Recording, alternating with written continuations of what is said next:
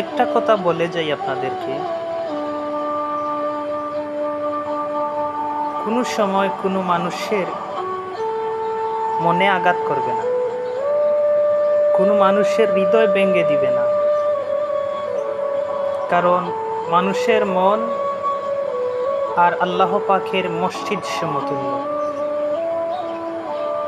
আপনি যদি কোনো মানুষের মনে আঘাত দিয়ে থাকেন আর সেই মানুষটা যদি সেই আঘাতের ভার বহন করতে না পেরে আল্লাহ পাক রাব্বুল আলামিনের কাছে আপনার বিরুদ্ধে নালিশ করে, তাহলে আল্লাহ পাক রাব্বুল আলামিন তার এই কথাটা আর ফিরিয়ে দিতে পারেন না। এমনও সময় হতে পারে যে আপনি বুঝতে পারবেন যে ওই মানুষটা আপনার কথার দ্বারা হোক, আপনার ব্যবহারের ক্ষেত্রে হোক, ওই মানুষটা কষ্ট পেয়েছে, কিন্তু ক্ষমা চাওয়ার জন্য ওই মানুষটাকে আপনি আর ফিরে পাবেন না।